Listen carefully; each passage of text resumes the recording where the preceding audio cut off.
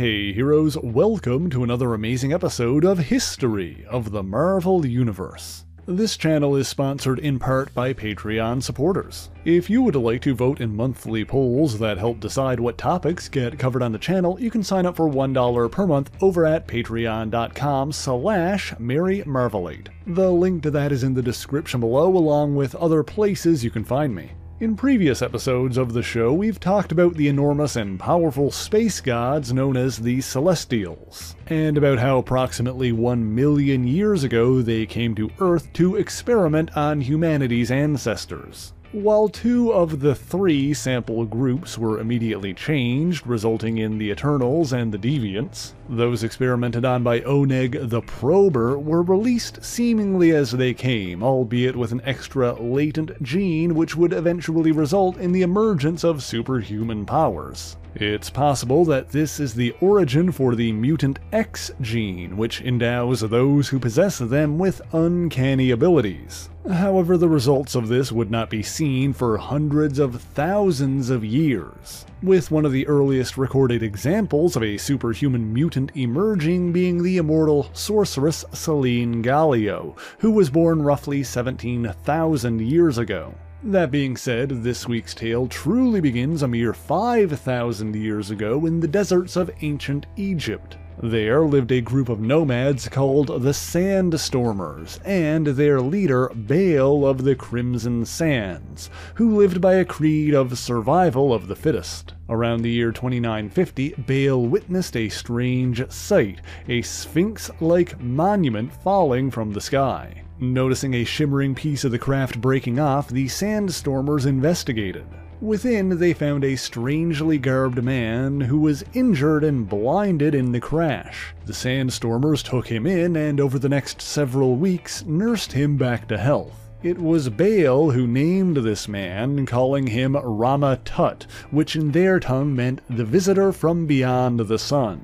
Little did he realize that this visitor had actually come from the far future, bringing with him advanced technology and plans of conquest. One morning, Baal awakened to find that the strange man had slipped away during the night. With futuristic weapons and robots at his disposal, Rama-Tut conquered the lands and became the new pharaoh. After his sight was restored, he returned to the Sandstormers, demanding that they hand over a device he'd left behind. When the Sandstormers refused, many of them were killed and many others were enslaved. Baal, however, survived, having already found the device, the Eye of the Ages. This was actually a piece of technology from Rama-Tut's future containing thousands of years worth of human history that was yet to happen. And because of this, Baal believed it to be a relic with the power of prophecy. And looking into the eye, he saw the face of a man powerful enough to oppose Rama-Tut. Baal then led the remaining Sandstormers on a bloody crusade across the Imhotep in search of this warrior. This search soon brought them to a small settlement on the edge of the Valley of Kings, Akkaba. It was there that a baby was born with gray skin and malformed features to parents whose names have been lost to time. The people of Akkaba deemed this child an abomination and cast it out, leaving it to die in the desert. And through a strange twist of fate, it was that same night that the settlement was destroyed by the Sandstormers. Soon after, Baal found the strange gray child abandoned in the sands. Some of the others wished to sacrifice the baby, but Baal recognized that he could become the warrior in his vision.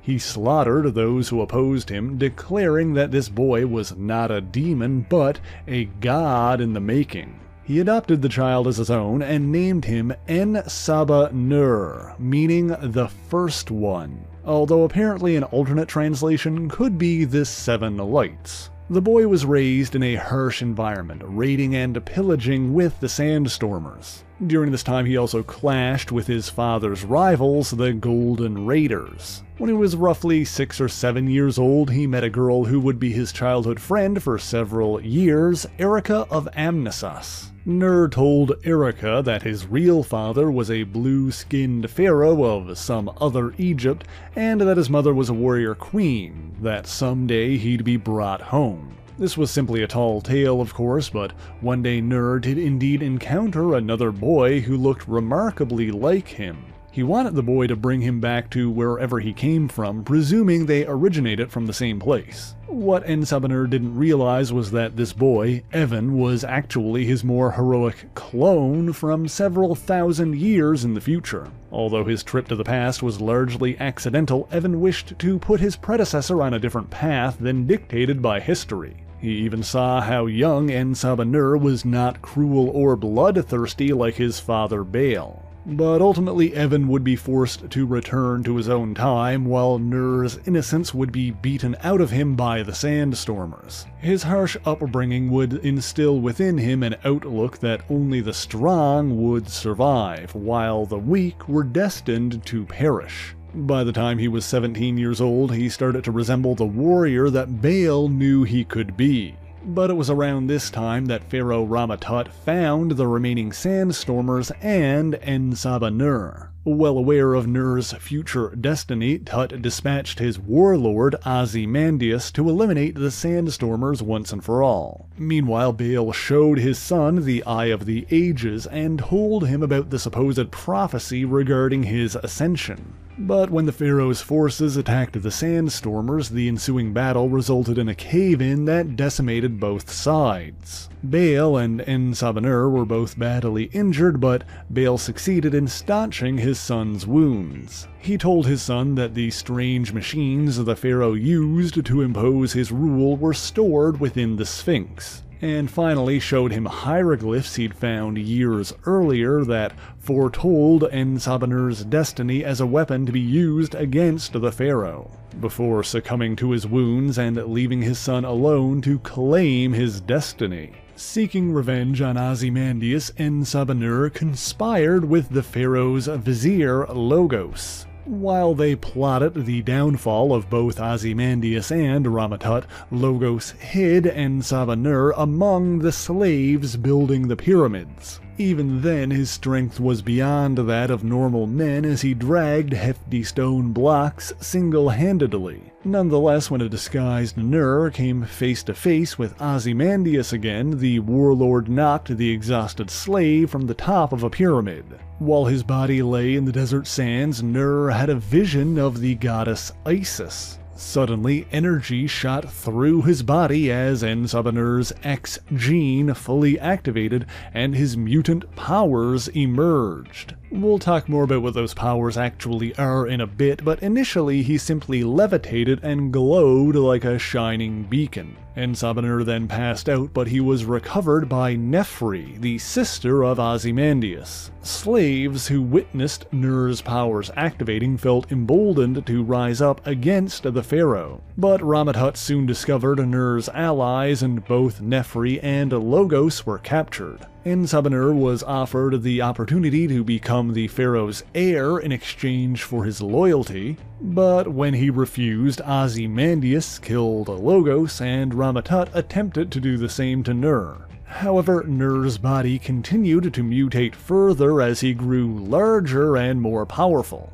You see, in addition to greatly enhanced strength and durability, Sabah Nur possessed a sort of shape-shifting ability. His malleable atomic structure would subconsciously adapt to survive harsh conditions. His control over his own body would even allow him to levitate himself telekinetically. Nur freed Nefri and tried to convince her to come with him, but she was terrified of his new form. And while all that was happening, Rama-Tut was in the midst of battle with a group of time-traveling adventurers, the Fantastic Four. Ultimately, he was forced to flee into the time stream, where he would become a conqueror under a different name. Ozymandias, meanwhile, attempted to take advantage of the situation by claiming Rama-Tut's technology from within the Sphinx. However, he was found by Sabah Nur, who used the futuristic devices to transform and enslave him, while simultaneously downloading the records of the future into Ozymandias' mind.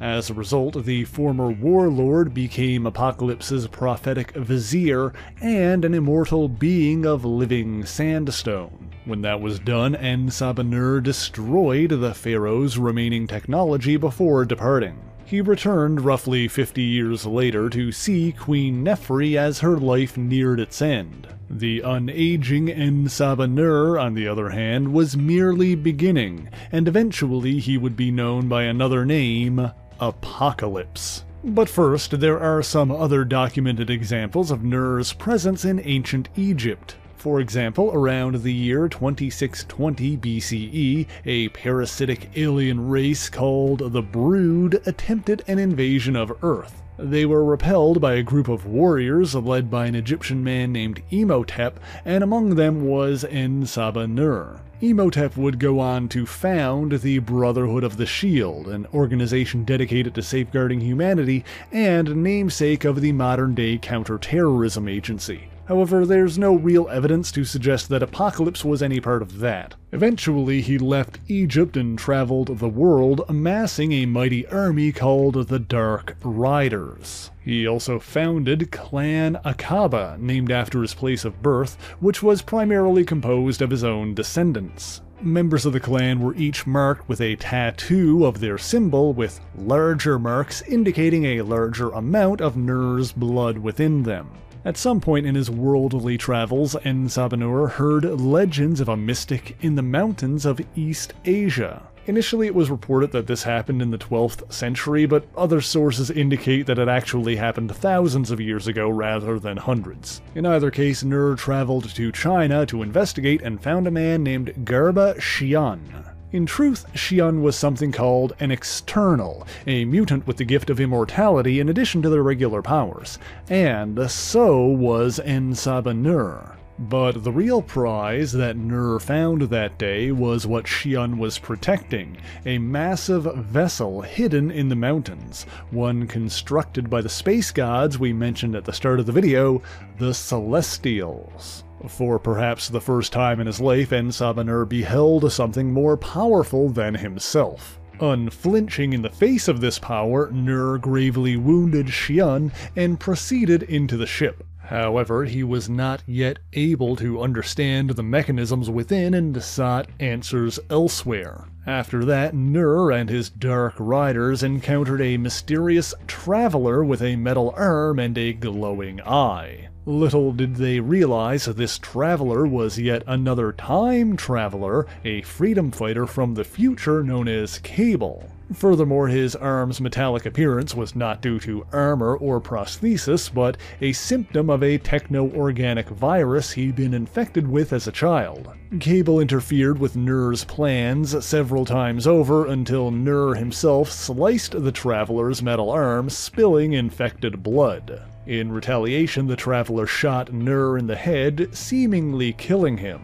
Believing his task complete, Cable reattached his arm and returned to his own time. However, the techno-organic blood he left behind mixed with Sabah Nur's, infecting him with the virus. Ozymandias brought his master back to the celestial vessel, where Nur not only realized that the ship itself was sentient, but the techno-organic virus allowed him to connect and communicate with it. The ship revived and transformed Sabah Nur, converting the virus into a bio-armor that vastly enhanced his malleability, thus increasing his durability and his shape-shifting powers, allowing him to endow himself with nearly any physical power. Sometime later, the traveler returned and confronted Nur within the ship. Seeking to rectify his mistake, he activated the vessel, launching it into space with Nur on board, only escaping thanks to body slide technology that allowed him to teleport out.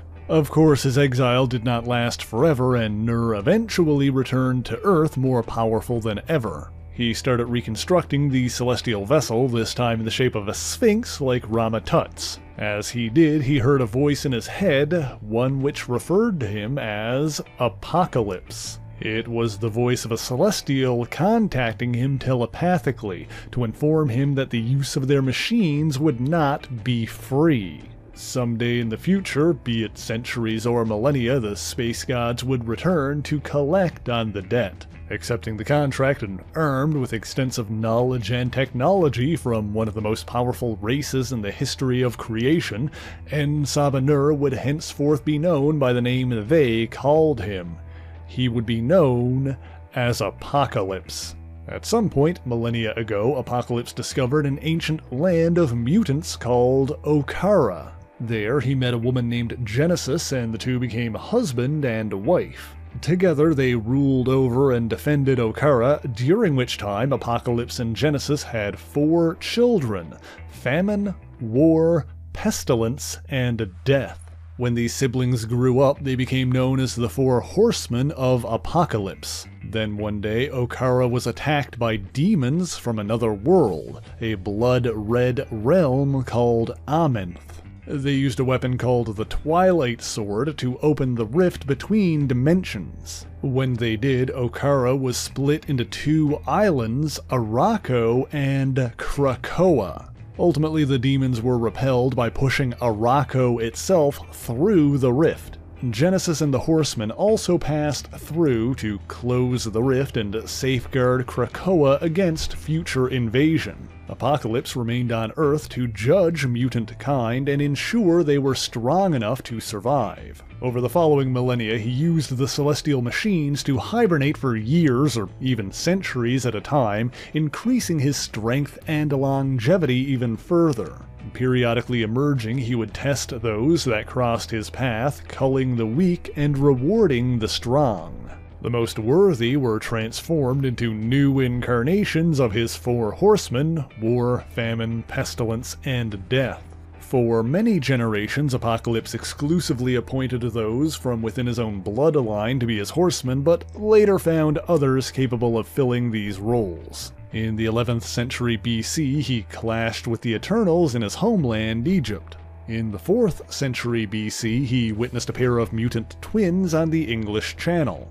When their raft sank, Apocalypse refused to save them, as he would not rescue even his own people from fates of their own making. In 330 BC, he intervened in a battle between Egypt and the forces of Alexander the Great, only to slaughter his own countrymen when he deemed them weak. At some point, Apocalypse also learned to practice sorcery, but his level of proficiency is unconfirmed. He amassed a following of human sorcerers, which became known as Coven Akkaba. However, when these humans believed their magic made them equal to mutants, Apocalypse rejected them. His progeny, Clan Akkaba, meanwhile, continued to weave in and out of human history. In the 1st century, they were allegedly responsible for the Great Fire of Rome. Roughly 200 years later, a Roman mutant named Decimus Furius transformed into a massive minotaur when his powers activated. In the year 281, Furius was chosen by Apocalypse to be his horseman war in the future. This was part of a backup plan to keep a team of 4 in stasis until they were needed, his final horsemen. The second of these was found in Persia in the year 325, a man named Sanjar Javid, whose mutant ability to transmit terminal illnesses caused him to be known as the Seraph of Death. In the early 11th century, Apocalypse was approached by his old enemy, Rama-Tut, who pointed him towards foes who would be considerable threats in the future. As a result, he clashed with the thunder god Thor in Scandinavia in the year 1013. Apocalypse was victorious in that battle, but Thor escaped with his life. Following that, Apocalypse sent his horsemen to attack a man named Folkburn Logan in London, an ancestor of another man who would be a considerable adversary. Thor intervened, saving Logan and slaughtering that incarnation of the horseman. He then defeated Apocalypse, having enchanted his axe Yarnbjorn with the ability to cut through celestial armor. Of course, this was all part of a larger plot by Rama-Tut, now calling himself Kang the Conqueror, to obtain such a weapon for himself. In the 12th century, Apocalypse encountered a French crusader named Bennet du Paris. He was an ally of Eobar Garrington, the Black Knight of the time, but traveled to Egypt to investigate the legend of a lost pharaoh where his mutant power activated. Apocalypse helped unleash this power, giving him the name Exodus and attempting to enslave him. Apocalypse tested Exodus by pitting him against the Black Knight, who at the time was possessed by the time-traveling spirit of his descendant, Dane Whitman. When Exodus turned on his would-be master, Apocalypse placed him into a state of suspended animation within a hidden tomb. In 1459, Apocalypse and his Dark Riders intervened in a battle between the Turks and the Wallachian forces of Vlad the Impaler. While the Horseman War defeated Vlad, it was Apocalypse himself who delivered a crushing final blow, badly injuring him. As fate would have it, while being treated for those very wounds, Vlad Tepes Dracula was bitten by the vampire Leanda and transformed into a vampire himself. In 1620, representatives from Apocalypse's clan Akkaba reportedly traveled to the New World on board the Mayflower, and it's even been claimed that during the French Revolution in the late 1700s, the clan aided in the executions. In 1833, Apocalypse discovered a mutant woman named Ichisumi in Kumamoto, Japan. She had the power to summon a ravenous swarm of man-eating beetles from her mouth. Thus, she was taken and sealed away by Apocalypse so that she could one day be awakened as Pestilence of the Final Horseman. In 1859, he awakened in London and encountered the mad geneticist Nathaniel Essex. From him, he learned more about the genetic mutation that made him superior to normal men. In exchange, he used his advanced technology to transform Nathaniel Essex into the superhuman Mr. Sinister. He also tasked Sinister with the creation of a plague to test humanity. But during this time, the two encountered a pair of time travelers, Cyclops and Jean Grey. Those two convinced Sinister to betray Apocalypse, and instead of the aforementioned plague, he created a techno-organic virus to force him back into hibernation. He awakened shortly thereafter, and in 1863, Apocalypse found the last member of his final horsemen in Gettysburg, Pennsylvania, Jeb Lee, who was a Confederate spy with the mutant power to generate a bio-auditory cancer that fed on the flesh of those who heard it. In 1897, Apocalypse was awakened again when members of Clan Akkaba were being attacked and converted by Vlad Tepes, who by this point had become the vampire lord Count Dracula. He joined forces with the vampire hunter Abraham Van Helsing to slay the vampirized clansmen. Apocalypse defeated and beheaded Dracula, but of course the vampire lord would not be so easily killed. Around the dawn of the 20th century, Apocalypse tasked Sinister with perfecting his techno-organic virus. Sinister betrayed and infected his master once again, but Apocalypse seized control of the virus. He then cast Sinister out, warning him that if they ever met again, he would destroy him. Although decades later, Apocalypse did use Sinister again, this time to graft DNA from the mutant Alex Summers onto an Egyptian man named Ahmet Abdal. This forged a connection between the two while also fully activating Abdal's ability to absorb and manipulate ambient cosmic energy. Not only that, but it also served to catalyze his eventual transformation into a living monolith. By this point, the Marvel Age of Heroes had begun, and the mutant superhero team, the X-Men, had made their public debut. In this modern age, Cable, formerly the Traveler, arrived to continue his time-traveling crusade to oppose Apocalypse and prevent his rule. Apocalypse had perhaps intended on sleeping for another century or so, but was awakened when his machines detected the anomalous energy of Cable's time machine. Looking for more pawns to use in his campaign to test humanity, he found a criminal arms dealer named Moses Magnum locked in combat with the superhuman hero for hire Luke Cage, aka Power Man.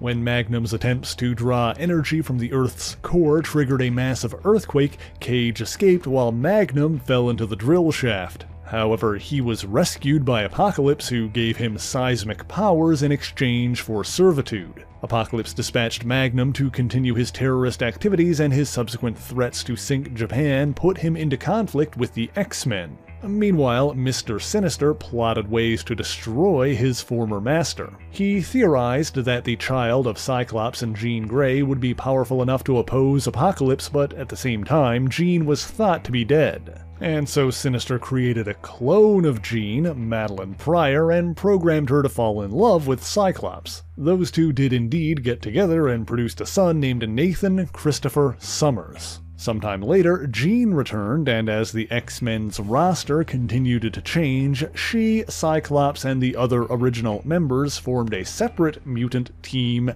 X-Factor. Meanwhile, Apocalypse assembled a group of mutants he dubbed the Alliance of Evil. He also abducted a man named Michael Nolan who had the ability to boost the powers of other mutants. It was actually this scheme that put Apocalypse into conflict with X-Factor for the first time. In the end, Nolan sacrificed his own life to help defeat the Alliance of Evil. Following that, Apocalypse recruited a new set of mutants to serve as his Horsemen. Pestilence was a Morlock, previously known as Plague, who could transform any illness into a deadly disease. War was a soldier named Abraham Lincoln Kyrus, who could generate explosions simply by clapping his hands. Famine was a girl named Autumn Rolfson, who could reduce organic material to dust at will. And for Death, Apocalypse targeted a member of X-Factor, Warren Worthington, the Angel. During the events of the mutant massacre, Angel's wings were badly injured and subsequently amputated. And so Apocalypse endowed him with razor-sharp metal wings, transforming him into Archangel, his Horseman of Death. Apocalypse and his Horsemen clashed with X-Factor, but in the end, Archangel broke free from his control and aided his friends. Of course, following these events, Apocalypse would be a recurring antagonist for X-Factor, the X-Men, and the Marvel Universe in general. We certainly don't have time to explore all of those conflicts in this video, but before we end off today, let's tie up some loose ends. Sometime after that aforementioned battle, Apocalypse learned that Sinister planned to use Nathan Summers against him. In retaliation, Apocalypse infected the boy with the techno-organic virus, preventing him from ever accessing his full power. To save his life, Nathan was taken to the 38th century by a sisterhood called Clan Ascani, who opposed Apocalypse in that era. And so Nathan grew into the time-traveling freedom fighter known as Cable. Of course, he then battled Apocalypse at various points in history, including in the distant past, where he inadvertently infected Sabah Nur with the techno-organic virus in the first place. This, of course, is what allowed Nur to communicate with the celestial vessel and fully become Apocalypse, thus creating a time loop. Speaking of the celestial technology, that's also related to why Apocalypse facilitated Ahmet Abdal's transformation into the living monolith. That was part of a larger scheme to use celestial machines to funnel energy from 11 powerful mutants through a 12th and into himself, theoretically making Apocalypse even more powerful than the Celestials themselves. And of course, the living monolith was intended to be that focal point of the 12. Cyclops attempted to intervene, but inadvertently merged with Apocalypse himself. Seizing control over their shared form, Apocalypse's powers increased to the point where he could alter reality, but the 12 ultimately repelled him. While Cyclops eventually regained control over his body, he struggled to keep Apocalypse at bay and fled to Egypt. The X-Men embarked on a search for their teammate, and in the end, Jean Grey was able to psionically tear Sabah Nur's essence from Cyclops' body. Cable then seemingly eradicated what was left of Apocalypse by scattering his spirit across all of space and time. However, even that would be not enough to truly kill Sabah Nur. His vizier, Ozymandias, was able to completely regenerate his master using nothing but blood samples. Apocalypse then enslaved 4 more mutants into being his new Horsemen. Gazer became War, Sunfire became Famine, Polaris became Pestilence, and Gambit became Death. Around this time, Apocalypse tried to unleash a plague that would wipe out humanity, but after being defeated by the X-Men and the Avengers, retreated into a rift in space-time. From there, he was taken by the Celestials to repay his debt to them, but what happened afterwards remains unconfirmed. With Apocalypse missing, his followers, Clan Akkaba, released his final Horseman while they prepared to resurrect him again. But this time, Apocalypse was revived in the form of an innocent boy. Clan Akkaba and the Horsemen were opposed by an X-Force squad led by Wolverine, but the team was unsure of what to do when they found the boy. Regardless, the ensuing argument was rendered moot when the X-Force member Phantom X shot the prepubescent Apocalypse clone in the head, killing him. Although Phantom X subsequently used blood samples to create a new clone to give it a second chance. It was this clone who became Sabah Nur, aka Genesis, and subsequently traveled back in time to meet a teenage Sabah Nur. The real Apocalypse eventually returned to Earth, and when Professor Xavier and Magneto built a mutant nation of their own on the island of Krakoa, and Sabah Nur agreed to be a part of it. Recognized by the Living Island as the one who saved it during the Amenthi invasion, he was welcomed by the land itself. Granted a place on the nation's governing body, the Quiet Council, Apocalypse took a new name in the newly created mutant language. However, that name may be unpronounceable to anyone who hasn't had the Krakoan language psionically implanted. Anyway, that's all I've got for you guys this week, but if you enjoyed this video, be sure to leave a like, subscribe to the channel, and share it on your favorite social media. Also, feel free to let me know what other topics you'd like me to cover in the comments, and as always, the issues referenced in this video are listed in the description below if you would like to read them for yourself, as well as links to other places you can find me, including my Patreon page, where for only $1 a month you can get your name in these special thanks here, and my Twitch channel where I stream every weekend at 2:30 Eastern Time. But like I said, that's all I've got for you today, so until next time, true believers, Excelsior!